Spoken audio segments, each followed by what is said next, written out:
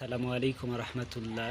প্রিয় খামারি ভাই ও বন্ধুগণ, সকলকেই কৃষি বিপ্লব প্রজেক্টের পক্ষ থেকে আমি মোহাম্মদ নাশিদ মিয়া স্বাগতম জানাচ্ছি। প্রিয় ভাই এবং বোনেরা, আজকে বিটল পোকা চাষ সম্পর্কে এই সংক্ষিপ্ত ভিডিওটি সকলেই শুরু থেকে শেষ পর্যন্ত দেখবেন। এতে আপনাদের অনেক উপকার হবে ইনশাআল্লাহ তাআলা।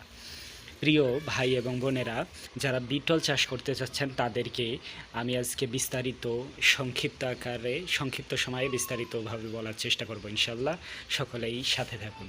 প্রথমত, বিটল পোকা আপনারা দূর দূরান্ত থেকে যারা নিয়ে থাকেন তাদের জন্য পরামর্শ থাকবে, আপনারা এই যে কালো মাদার না নিয়ে আপনারা বা পিউপা না নিয়ে, এটা না নিয়ে আপনারা এইটা নেবেন।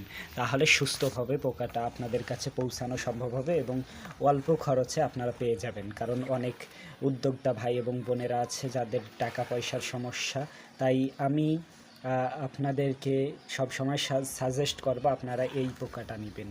এটা সুস্থভাবে পৌঁছানো সম্ভব হয় এবং কম খরচে দেয়া যায়। প্রিয় ভাই এবং বোনেরা, যখন এই পোকাটা বড় হবে, 2-2.5 মাস এরকম সময় হবে বা 3 মাস, আপনারা যত পারেন বয়সটা বেশি করে নেবেন, তাহলে ভালো মাদার পাবেন।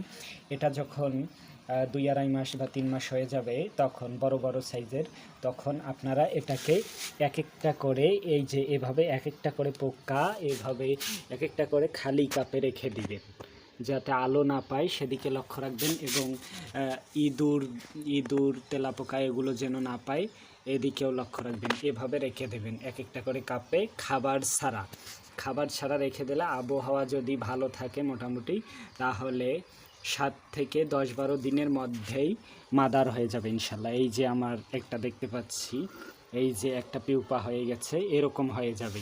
এগুলো আবার 2-3 দিন পর এরকম হয়ে যাবে। এগুলো আবার 2-3 দিন পর এই যে লাল হয়ে একটা সময় এই পোকাটা হয়ে আসবে। এই যে দেখতে পাচ্ছেন এগুলো হবে। যখন এরকম হবে তখন আপনারা খাবার দিবেন। যেমন আমরা এই একটু আগে বাইর করলাম, হালকা করে ভুসি দিব, আরও ভুসি দিব, এখানে 1/2 ইঞ্চি করে এতটুক করে দিব উঁচু করে, এবং সবজি জাতীয় ঘাস, বিভিন্ন সবজি অল্প করে দেবো, তাহলে এগুলো খাবে। এগুলো এখানে থাকবে, এই ভাড়াতেই থাকবে, পাত্রে থাকবে। তখন এইভাবে বাচ্চা দিবে তারা নিচে, এই দেখতে পাচ্ছেন ছোট এরকম বাচ্চা দিবে ছোট। এগুলোই বড় হবে, এগুলো খাওয়াতে পারেন। এই যে আমাদের একটা ট্রে আমরা বের করলাম, এই যে দেখতে পাচ্ছেন কতগুলো লার্ভা দিয়েছি। এখানে 1 কেজি পার হবে ইনশাল্লাহ। অনেক লার্ভা পেয়েছি আমরা,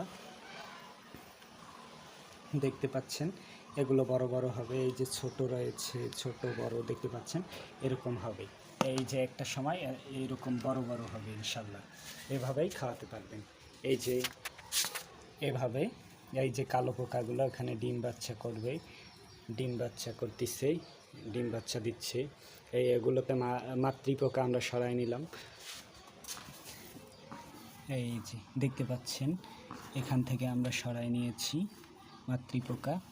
প্রতি 10 দিন পর পোকাগুলো নতুন পাত্রে নিয়ে যাবেন এবং এগুলো আলাদা রেখে দেবেন। এখানে সবজি দিবেন, ঘাস দিবেন, ভুসি দিবেন। খেয়ে পোকাগুলো বড় হবে, এগুলো আবার খাইতে দিবেন। বিভিন্ন হাঁস, মুরগি, পাখি, কবুতর ইত্যাদিকে খাওয়াতে দিবেন। আর এইভাবে বাচ্চা দিতে থাকবে 10 দিন পর চেঞ্জ করবেন।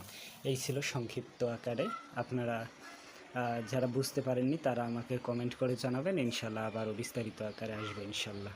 আল্লাহ তাআলা সকলকেই সহি সালামতে রাখুন, ভালো রাখুন, সুস্থ রাখুন। আসসালামু আলাইকুম রহমতুল্লাহ।